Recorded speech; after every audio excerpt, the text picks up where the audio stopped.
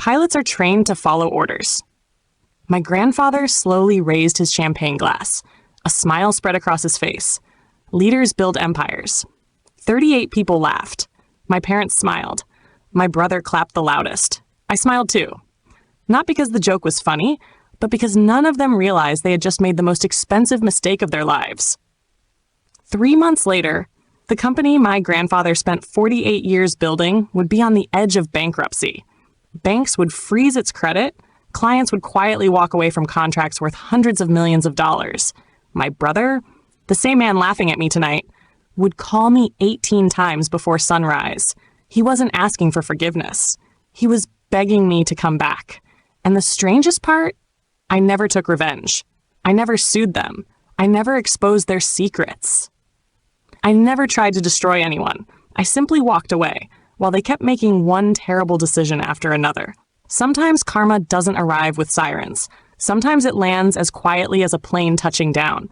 And by the time everyone realizes what's happening, it's already too late. But to understand why the family that called me just a pilot ended up begging for my help, you have to start with the flight that changed everything. Captain. My first officer's voice was unusually calm. Too calm. We've lost hydraulic pressure. My eyes moved to the warning panel. Amber caution. Then another. Seconds later, the right engine caution illuminated. Rain slammed against the windshield so violently it looked like we were flying underwater. Lightning split the Seattle sky. The aircraft shuddered. Behind the cockpit door, 258 passengers trusted two people they had never met. A little girl flying home after Disney. A newly married couple. A soldier returning from deployment. A grandmother holding her grandson's hand. None of them knew the next 14 minutes would become the longest of their lives. Daniel Mercer, my first officer, had over 6,000 flight hours.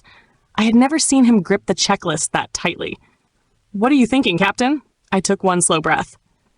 Training teaches you something most people never learn. When everything around you falls apart, your mind has to become quieter. Panic spreads. Confidence spreads faster. I pressed the radio. Seattle approach, Horizon 482 declaring an emergency. Horizon 482, all runways are yours. Within seconds, aircraft were diverted. Emergency vehicles raced into position. One of America's busiest airports focused on one airplane, ours. I picked up the cabin intercom. "Ladies and gentlemen, this is Captain Evelyn Brooks." The cabin became silent. "We've experienced a mechanical issue. My crew is trained for exactly this situation. We'll be on the ground shortly. Please remain seated with your seatbelt securely fastened." No dramatic speech, no empty promises. People don't need false hope. They need someone who sounds certain. The runway finally appeared through sheets of rain. Daniel looked outside. Runway in sight. Landing checklist complete. I guided 90 tons of aluminum through brutal crosswinds. One mistake would destroy 258 families forever. The wheels touched, a small bounce. Reverse thrust, maximum braking. The aircraft slowed. Slower, slower, then finally stopped. Silence. Daniel leaned back. "We did it." I looked at the passengers beginning to applaud through the cockpit window. No, we all did. By evening, every major news station in Washington carried the same story. Captain safely lands disabled airliner during severe storm, saving 258 lives. Passengers uploaded emotional videos. One little girl told reporters, "I wasn't scared because the captain sounded like she already knew we were going home." The airline CEO called me personally. "Evelyn, that landing will be used in simulator training." I laughed. "I was only doing my job." "You've earned a week's vacation. I can't." He chuckled.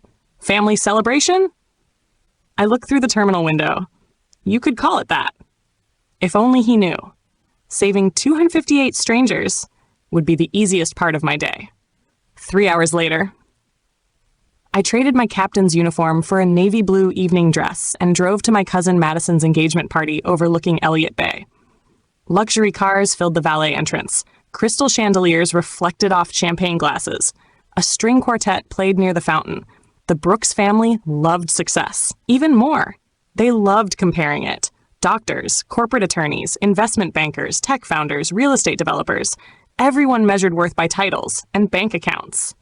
The moment I stepped inside, my Uncle Richard spotted me. "Look who finally landed." A few relatives laughed. My aunt hugged me. I saw you on the news. You saved all those people. Before I could answer, my older brother Ethan walked over with a glass of champagne. He smiled the way people smile when they're about to embarrass someone. Our celebrity captain. More laughter. He slowly looked around the ballroom. You know what I've never understood? The media treats pilots like heroes. He shrugged. But let's be honest. They don't build companies. They don't create jobs. They just follow procedures someone else wrote. He took another sip, then smiled directly at me. You're basically a bus driver. He paused just long enough for the room to go quiet. Who happened to find a road in the sky? The ballroom erupted. Even my parents laughed. My grandfather never said a word. That hurt the most. Not because they mocked my career. Because in that moment, I realized no achievement would ever be enough. I could save hundreds of lives, and they would still believe my brother was more important because he wore an expensive suit. I stood there smiling. Not because I wasn't hurt, but because something inside me changed forever. I walked into that ballroom hoping my family would finally see me. I walked out understanding they never would, and I had no idea that before the night was over, they were about to humiliate me in a way none of us would ever forget. The applause finally ended. Champagne glasses clinked. Laughter filled the ballroom. No one noticed I hadn't laughed once. Looking back, that was the last night my family celebrated without fear. Not because I was planning revenge. I wasn't. But because Ethan had just revealed something that terrified me. Not his arrogance, not the insults, his confidence, the kind of confidence people have when they believe the rules no longer apply to them. I stayed quiet. In aviation, the loudest person in the room is rarely the smartest. Dinner began. The conversation shifted exactly where I expected. Business, expansion, new aircraft, new routes, new investors. Everyone wanted to hear Ethan's vision for Brooks Global Air Logistics. He stood confidently. I've got some good news. The ballroom erupted in applause before he even continued. We're expanding across North America. More applause. 12 additional cargo aircraft. Cheers. Our profits will nearly double within 3 years. My grandfather couldn't stop smiling. That's my grandson. Ethan lifted his glass. The old way of running airlines is dead. We're building something faster, leaner, smarter. Everyone nodded. Then he said something that made my stomach tighten. We're eliminating unnecessary downtime. Several relatives clapped. No one asked what that meant. I did. What kind of downtime? He looked at me with an amused smile. Maintenance. The room stayed silent. He continued. Our aircraft spend too much time sitting in hangars. We're streamlining inspections. More applause. My grandfather nodded proudly. That's called leadership. I slowly placed my fork on the table. Leadership isn't ignoring risk. It's understanding it. A few smiles disappeared. I kept my voice calm. Aircraft inspections aren't paperwork. They exist because people died. Silence. I looked directly at Ethan. Every maintenance requirement, every inspection interval, every engineering directive was written after someone paid for that lesson with their life. For a brief second, the room was completely still. Then Ethan laughed. You always do this. He shook his head. Pilots think safety is the business. It isn't. He leaned against his chair. Airplanes don't make money sitting in hangars.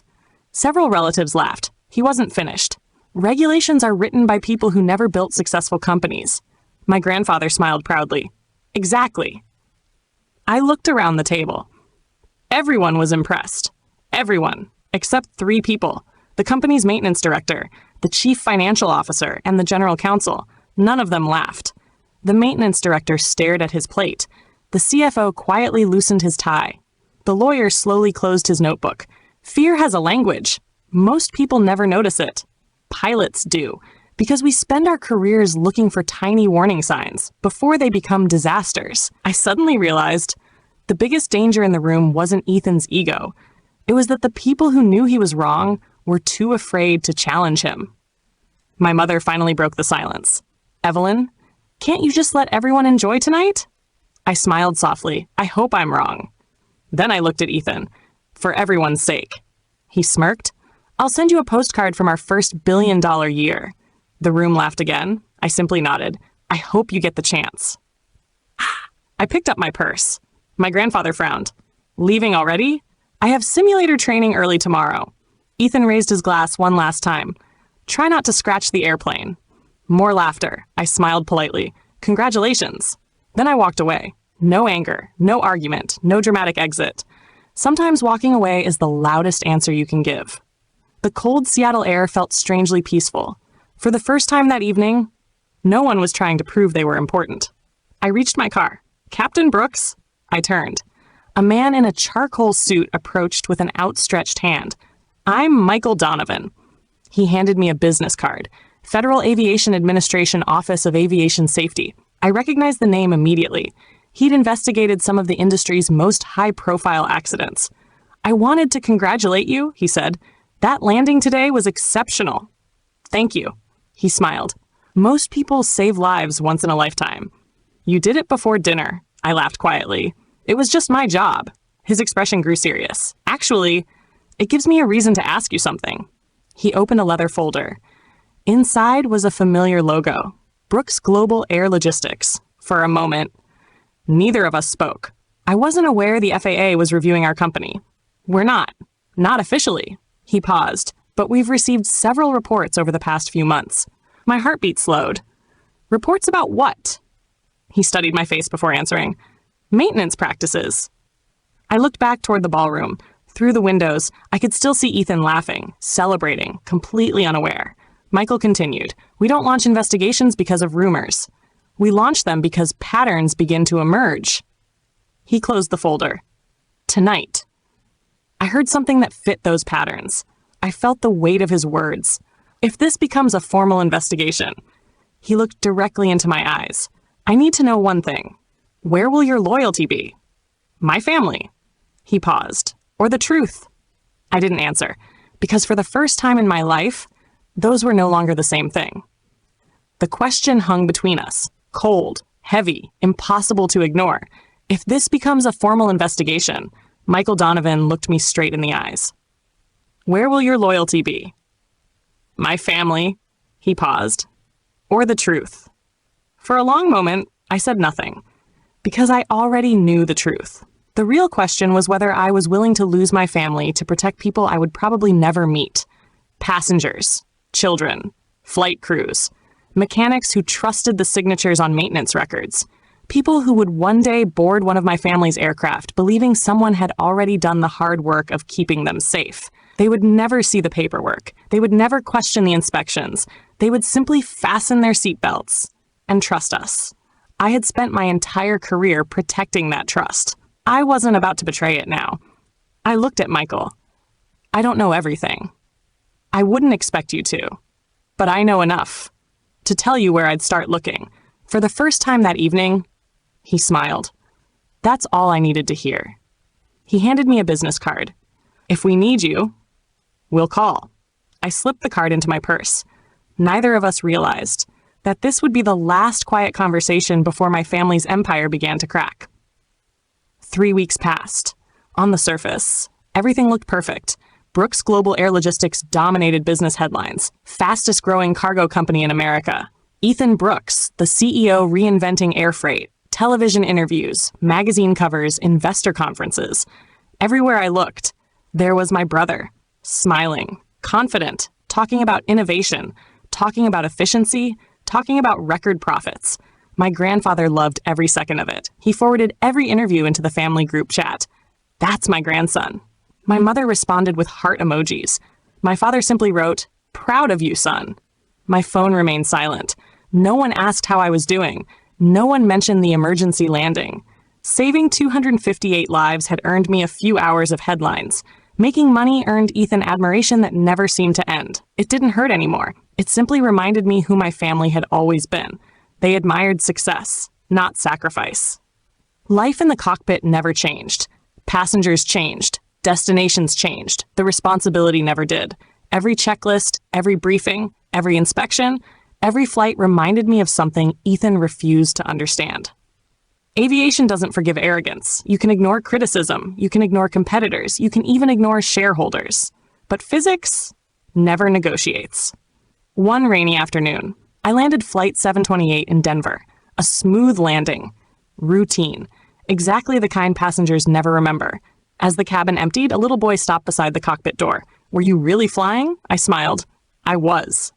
His eyes grew wide. "My mom says pilots keep everybody safe." I looked past him. His mother smiled apologetically. "I'm sorry. He's been asking about airplanes all day." I knelt slightly so I was at his eye level. "You know who really keeps everyone safe?" He shook his head. "The people who inspect the airplanes before we ever climb inside." He thought about that for a second, then smiled. "So everybody helps." "Exactly." His mother thanked me. As they disappeared up the jet bridge, I caught myself smiling. Children understood something many adults forgot. Safety was never one person's job. It was a promise thousands of people made to complete strangers every single day. That evening, I checked into my hotel overlooking downtown Denver. I had barely taken off my jacket when my phone rang. Unknown number. Normally, I ignored unknown calls. Something told me not to this time. "Evelyn?" Michael Donovan. His voice sounded different, calmer, sharper. The kind of calm investigators use when they've already found something important. "I hope I'm not interrupting." "No." A brief silence. Then he spoke. "We've officially opened a compliance review." My pulse quickened. "Already?" "We didn't have much choice." "What happened?" Another pause. Long enough for me to know the answer wasn't going to be good. "We found inconsistencies." "What kind?" "I'd rather show you than explain them over the phone." My stomach tightened. "When?" "Tomorrow morning." "Seattle?"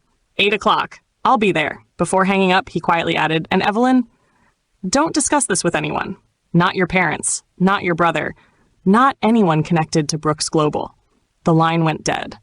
I stared at the dark phone screen. Outside, rain tapped softly against the hotel window. Inside, a feeling settled over me that I couldn't explain. For weeks, I'd convinced myself this might all be a misunderstanding. Maybe Ethan had been reckless with his words. Maybe the company still had experienced people protecting it behind the scenes. Maybe I had overreacted. Michael's phone call erased every one of those hopes. This wasn't speculation anymore. Someone had found something. I just didn't know how bad it was. Sleep never came easily that night, because somewhere in Seattle, a file with my family's name on it had just become a federal investigation.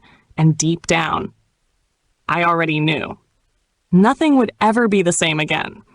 By 8 o'clock the next morning, I was standing outside the FAA regional office in Seattle. The building wasn't impressive. No glass towers, no polished marble lobby, just concrete, steel, and people whose job was to ask questions nobody wanted to answer. Michael Donovan was already waiting. He didn't smile this time. "Captain Brooks." "Good morning. Come with me." We passed through 2 secured doors. Phones stayed outside. Visitor badges were exchanged for temporary security passes. Every hallway seemed quieter than the last. Nobody rushed. Nobody chatted. The atmosphere reminded me of a cockpit after an emergency warning. Focused, deliberate, serious. Michael stopped outside a conference room. Before opening the door, he looked at me. "What you're about to see hasn't left this building," I nodded. "I understand." Inside, 3 investigators were already seated. A large display covered one wall. The words "Confidential, Aviation Safety Review" filled the screen. Stacks of binders covered the table. Maintenance logs, engineering reports, inspection schedules, aircraft movement records. No one spoke until the door closed behind me. Michael slid a thick binder across the table. "Take your time." Across the cover was a logo I knew better than my own reflection. Brooks Global Air Logistics. For a moment, I couldn't bring myself to open it. This wasn't just another company. It carried my family name. Finally, I turned the first page. Routine inspections, nothing unusual. The second, component replacements, normal. The third, engine maintenance, still normal. I almost wondered if I'd flown across the country for nothing. Then I reached the 4th section. My fingers stopped. Aircraft 302, inspection completed. 11:18 p.m. Next page.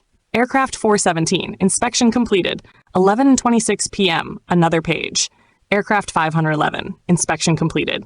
11:34 p.m., I stared at the times, then at the inspector's name, the same signature. Again, again, again. I didn't say anything. I flipped back, then forward, then back again. Michael watched quietly. He knew exactly what I'd noticed. I slowly looked up. Where were these aircraft? He pressed a button on the remote. A map appeared. Seattle, Denver, Phoenix, 3 different airports, hundreds of miles apart. I looked back at the binder. then at the screen, then back again. My voice was barely above a whisper. That's impossible. One investigator finally spoke. Explain. I took a slow breath.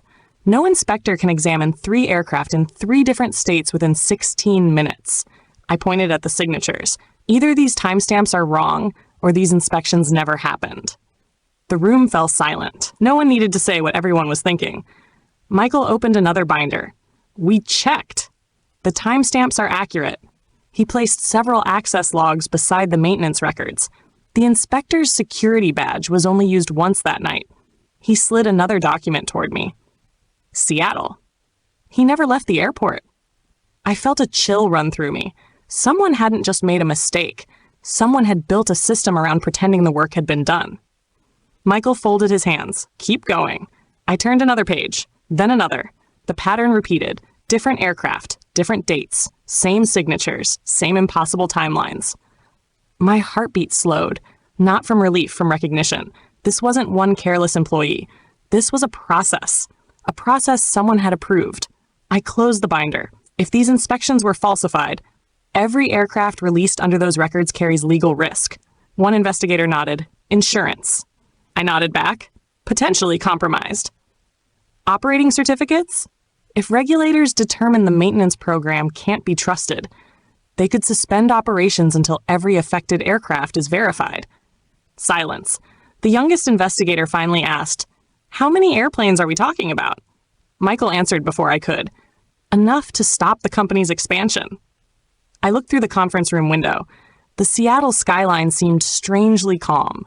People walked to work. Traffic moved as usual. No one outside knew that one of the country's fastest-growing cargo companies might be standing on the edge of disaster. Michael reached into a separate folder. This is what concerns me the most. He placed a single document in front of me. Unlike the others, it wasn't a maintenance record. It was an executive authorization, a cost reduction directive. The title read, Fleet Maintenance Optimization Program. Below it, one signature. Ethan Brooks authorized, approved, effective immediately. I remembered his words at the engagement party. Airplanes don't make money sitting in hangars. At the time, I thought he was showing off. Now, those words felt different. They sounded like policy. Michael broke the silence. Our engineers believe this directive reduced inspection windows across the fleet. I kept reading. Mandatory checks postponed, overnight inspections consolidated, outside contractors approved without additional oversight. Each decision looked small on its own. Together, they painted a very different picture. I closed the folder. When did this begin? 8 months ago. My stomach dropped. 8 months. Hundreds of flights. Thousands of passengers. Michael looked directly at me. I need your professional opinion. Not as Ethan's sister. Not as Harold Brooks's granddaughter. As a captain trusted with hundreds of lives. He pushed the directive toward me. If these policies continue exactly as written, what happens? Every accident investigation I'd ever studied flashed through my mind. None of them began with a crash. They began with shortcuts. One delayed inspection, one ignored warning, one signature nobody questioned. Until one day, there weren't any second chances. I looked up. My voice was calm, but it felt heavier than anything I'd ever said. It isn't a question of if. It's a question of when. The room became completely still. No one argued. No one challenged my conclusion. Because everyone there understood the same terrible truth. Disasters rarely begin in the sky. They begin in conference rooms and hundreds of miles away, completely unaware of the meeting taking place in Seattle. My brother stood before a ballroom full of investors. He smiled for the cameras, raised a crystal glass, and proudly announced the largest expansion in Brooks Global Air Logistics history. The audience erupted in applause. No one knew that the foundation beneath the empire they were celebrating had already begun to crack. Exactly 26 days after my meeting with Michael Donovan, my phone rang at 5:42 a.m. I was standing in my kitchen, waiting for the coffee to finish brewing. The caller ID read, Michael Donovan. I answered before the second ring. His voice was calm. Too calm. Captain Brooks. It started. A chill ran through me. What happened? The emergency suspension order was issued 30 minutes ago. I closed my eyes. They grounded the fleet, every cargo aircraft. For a moment, the apartment was completely silent. The day my family believed would never come had finally arrived. Not because someone wanted revenge, because aviation doesn't negotiate with shortcuts. By 7 o'clock, the first breaking news alert appeared. FAA suspends Brooks Global Air Logistics operations. Within minutes, every business network in America was carrying the story. Television helicopters circled the company's headquarters. Cargo aircraft sat motionless on ramps from Seattle to Miami. Pilots gathered in crew rooms, staring at phones instead of flight plans. Mechanics stood inside silent hangars, unable to touch aircraft that were no longer cleared to fly. Dispatch screens filled with one word: canceled. The phones never stopped ringing. Customers demanded answers. Freight brokers searched for other carriers. Competitors moved quickly. Every grounded airplane meant someone else was making money. By lunchtime, the first major customer terminated its contract. By mid-afternoon, the company's insurance carrier suspended coverage pending the investigation. Without insurance, nothing moved. By evening, the banks requested emergency meetings with the board. The empire wasn't collapsing all at once. It was bleeding from every direction. Inside Brooks Global headquarters, the celebration was over. The executive boardroom felt nothing like the ballroom from 3 weeks earlier. No champagne, no applause, no confident speeches, only unanswered questions. Ethan slammed a folder onto the conference table. "This is insane. We've never had an accident." The company's general counsel spoke quietly. "This isn't about accidents. It's about compliance." The maintenance director finally broke his silence. "I warned everyone we were moving too fast." No one looked at him. The chief financial officer slowly removed his glasses. "Our insurance is suspended. Our lenders are asking questions. And 2 international customers have already frozen shipments." The room fell silent. My grandfather leaned back in his chair. For the first time in my life, he looked old. What exactly did they find? Nobody answered, because nobody wanted to say the words out loud. Across the city, I sat inside another conference room with Michael Donovan. Stacks of reports covered the table. He slid one document toward me. The review board completed its initial findings. I opened the folder. Incomplete inspections, missing engineering approvals, maintenance records that could not be verified, repeated procedural failures. I slowly closed the report.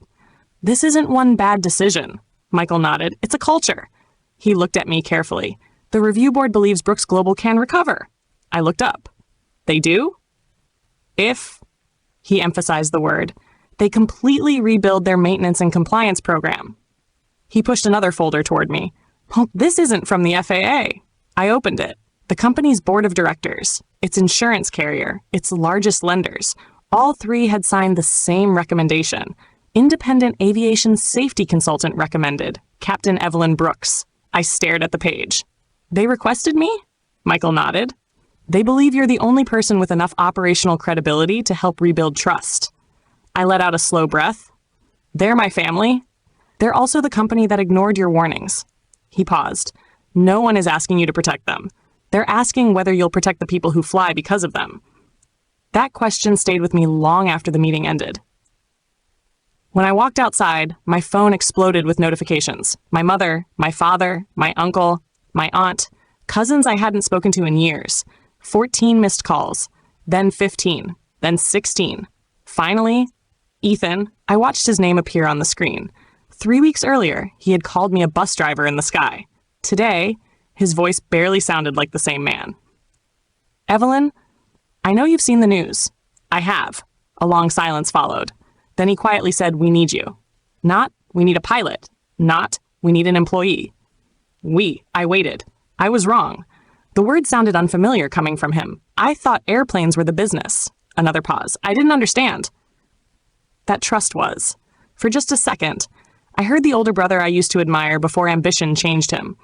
"I can't fix this." "No," I answered softly. "You can't. But maybe it isn't too late to start telling the truth." His breathing grew heavier. "Will you meet with us?" "I'll think about it." "Evelyn, please." The line went quiet. It was the first time in 35 years I'd ever heard my brother ask instead of demand.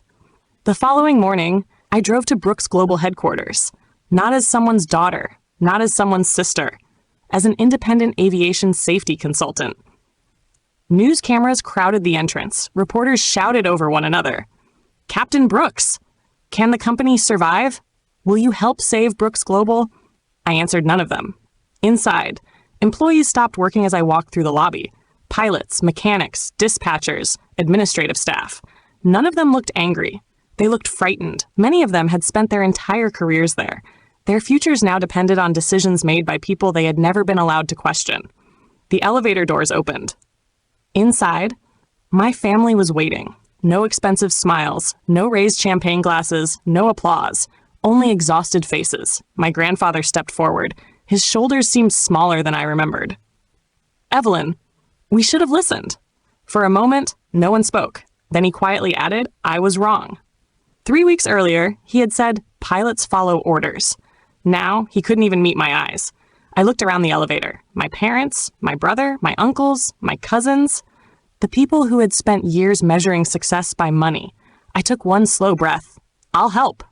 Relief spread across every face. Then I continued, but not to protect this company. The smiles disappeared. I'll help protect every pilot, every mechanic, every employee, and every family that trusts your airplanes. I reached into my briefcase, removed a single document, placed it on the conference table. Ethan's signed maintenance directive, the same document he had celebrated, the same document that had changed everything. I looked directly at him. Before we discuss saving Brooks Global, tell everyone in this room why you signed this. No one moved. No one spoke. For the first time, the future of the Brooks family wasn't waiting for the FAA. It was waiting for Ethan's answer. The boardroom was silent. No phones, no whispered conversations, no confident speeches. 3 weeks earlier, this same family had laughed while I was called just a pilot. Today, no one could even look me in the eyes. I placed a thick black binder in the center of the conference table. The sound echoed through the room. No one reached for it. This, I said calmly, is every formal aviation safety recommendation I submitted to Brooks Global during the last 8 years. Silence. I opened the binder. The first page appeared on the large screen behind me. March 18th recommendation. Increase inspection intervals on aging cargo aircraft. Executive decision. Rejected. I turned the page. September 9th recommendation. Independent engineering oversight before outsourcing maintenance. Executive decision. Rejected. Another page. Recommendation. Expand internal compliance. Rejected. Another. Mandatory recurrent maintenance training. Rejected. Another. Independent safety committee. Rejected. The word repeated across the screen again and again and again. Rejected. Rejected. Rejected. The room grew quieter with every page. I closed the binder. For 8 years, I wasn't ignored because I was wrong. I was ignored because safety doesn't produce quarterly profits. No one argued because no one could. Ethan finally stood. His jaw tightened. We made business decisions based on the information we had. I looked at him. No. You made financial decisions while ignoring technical experts. We grew faster than anyone expected. You also accepted risks you didn't understand. His voice became sharper. We never had an accident. I nodded. You're right. A flicker of relief crossed his face. Then I continued. And that's exactly why this room is dangerous. Confused expressions spread around the table. You think the absence of a disaster proves the decisions were safe. It doesn't. It only proves you were lucky. The words landed harder than I expected.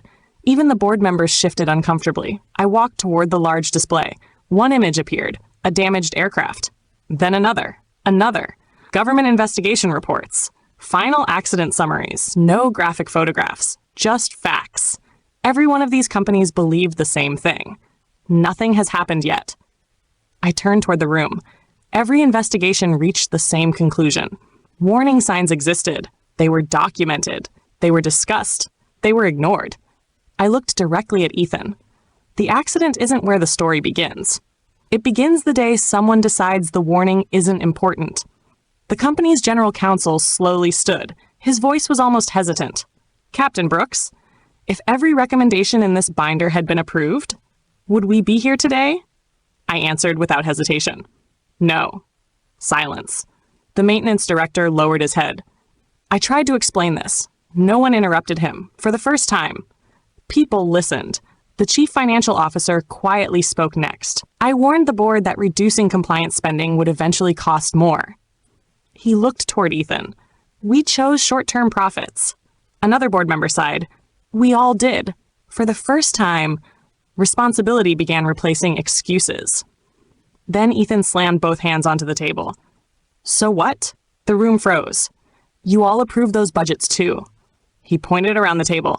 Now suddenly this is all my fault? No one answered, because part of what he said was true. The board had approved the strategy. My grandfather slowly stood. His hands trembled. He looked around the room. Then at Ethan. No. His voice was quiet. It isn't only your fault. The room remained perfectly still. I encouraged faster growth. I praised every shortcut that increased profits. I dismissed every warning. His eyes moved toward me, especially yours. The words seemed to age him years. I believed leadership meant building an empire. He lowered his head. I forgot leadership also means protecting the people who trust you. No one spoke, because everyone knew exactly who he was talking about. The chairman of the board finally broke the silence. We have two choices. He looked around the room. We continue defending decisions that federal investigators have already questioned, or we rebuild this company before it's too late. He slid a folder across the table. Board resolution. One sentence appeared across the top. Motion of no confidence in Chief Executive Officer Ethan Brooks. Ethan stared at the page. His confidence disappeared for the first time.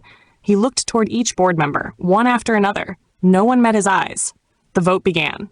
All in favor? One hand rose. Then another. Around the table, every director voted. Only one hand stayed down, Ethan's. The chairman quietly looked at him. The motion passes, just like that. The man who believed he had built an empire just no longer controlled it. Ethan slowly removed the company badge from his jacket. He looked at it for several seconds, then placed it on the table. The sound was barely audible.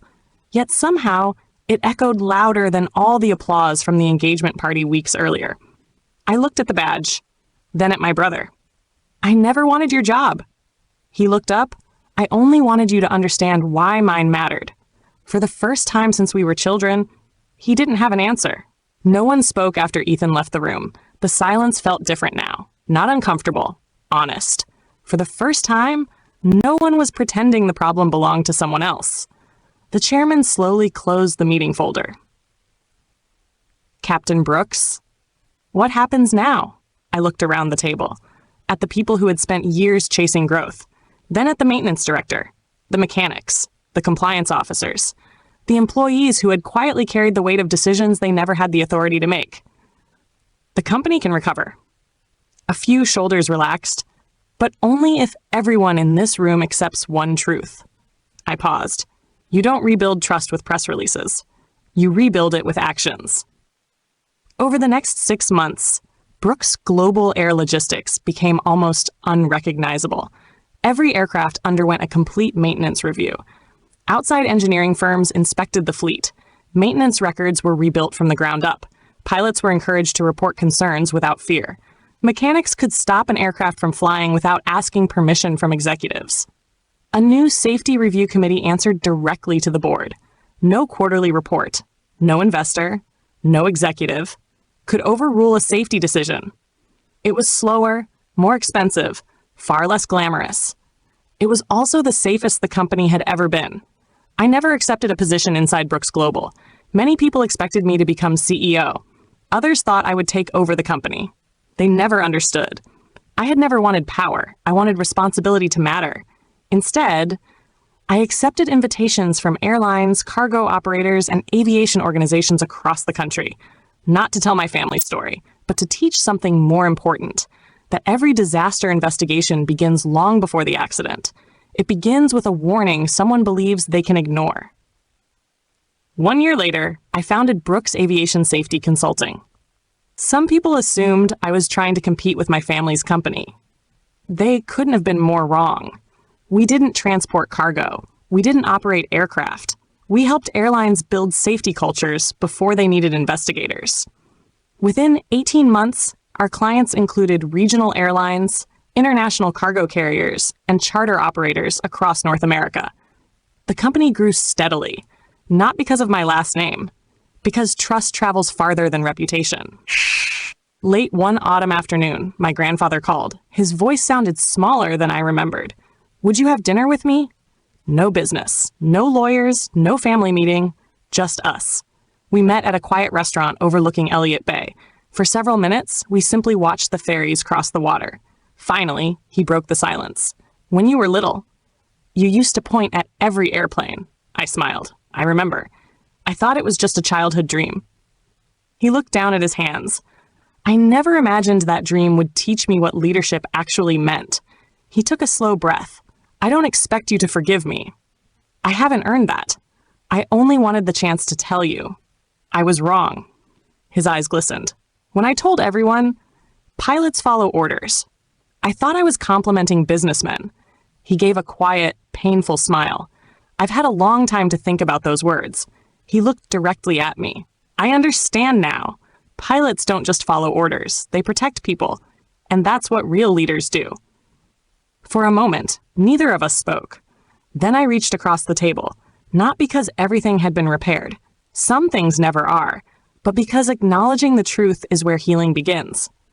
I didn't need you to believe I was more important than Ethan, I said quietly. I only needed you to understand that every job deserves respect when lives depend on it. He nodded. I finally do. A few weeks later, I was preparing Flight 482 for departure. The same route, the same aircraft type, the same responsibility. As passengers boarded, a flight attendant approached the cockpit. This is for you, Captain. She handed me a folded piece of paper decorated with blue stars. After landing safely, I opened it. Inside, written in uneven crayon, were just a few simple words. Open quote, Dear Captain, close quote. Open quote, thank you for bringing everyone home safely. Close quote, open quote. Mom says people like you help strangers you'll never meet again. Open quote, I think that's what heroes do. Close quote. Open quote, love Emma. Close quote. I smiled, folded the note carefully, and placed it beside another note. The one I had kept from a young passenger months earlier. 2 small reminders of why every checklist mattered, why every inspection mattered, why every difficult conversation mattered. Outside the cockpit window, ground crews guided another aircraft toward the gate. Mechanics prepared the next departure. Dispatchers coordinated schedules. Flight attendants welcomed new passengers. Hundreds of people, doing jobs most travelers would never notice. Yet every one of them helped someone get home. I looked out across the runway, then smiled to myself. My grandfather had once believed leaders built empires. He was only half right. Empires come and go. Companies rise and fall. Titles are eventually forgotten. But every time someone chooses integrity over ego, responsibility over recognition, and people over profit, something far more important is built. Not an empire, a legacy. And unlike an empire, a legacy of protecting others never stops flying.